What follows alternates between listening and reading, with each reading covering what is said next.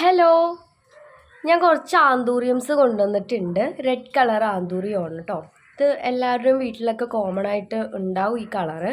നമുക്ക് നല്ല ഹെൽത്തി ആയിട്ടുള്ള വലിയ പ്ലാന്റ്സ് ആണ് വന്നിട്ടുള്ളത്. 350 രൂപയാണ് കേട്ടോ ഇതിൻ്റെ റേറ്റ് വരുന്നത്. പിന്നെ CC 80 രൂപ എക്സ്ട്രാ വരും.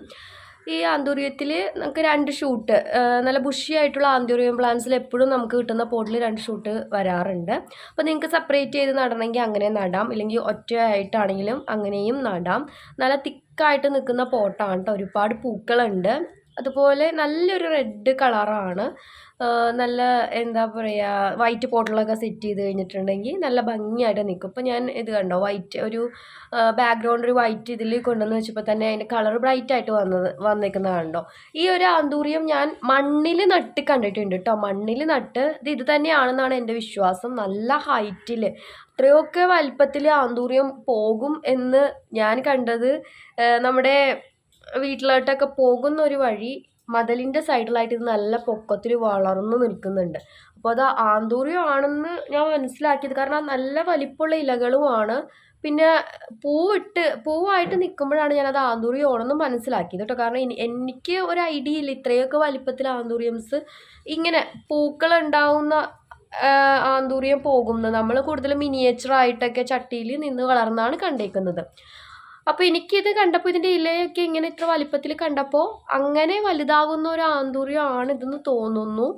ഞാൻ ആ കണ്ട ആന്തൂറിയം ആണെന്ന് എനിക്ക് തോന്നുന്നുണ്ട് കേട്ടോ, അത്രയും വലിപ്പത്തിൽ പോകുന്നത്. നമ്മൾ പോട്ടിലൊക്കെ കുഞ്ഞു പൊള്ളൊക്കെ നടന്നുകൊണ്ടായിരിക്കും ഇത് ഇത്ര ചെറുതായിട്ട് നിൽക്കുന്നത്. നല്ല ബുഷിയായിട്ടും തിക്കായിട്ടും വരുന്ന ഒരു ആന്തൂറിയമാണ്.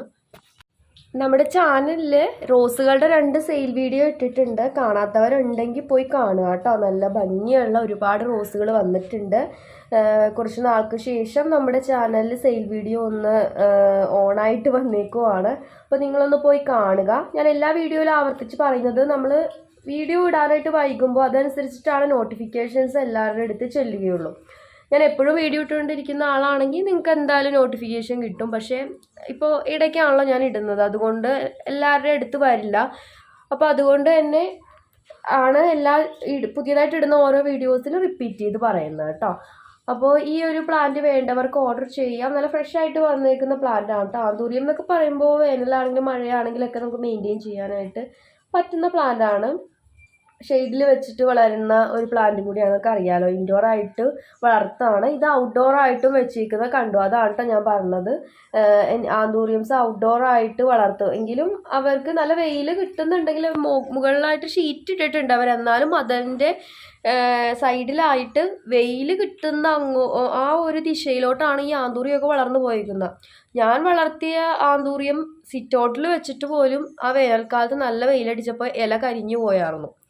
അപ്പോൾ ഓരോ ചെടികളും അവരവരുടെ ഒരു ഇതനുസരിച്ചിട്ട് അവർക്ക് അഡാപ്റ്റേഷൻ വരുന്നുണ്ടെന്ന് എനിക്ക് തോന്നുന്നു.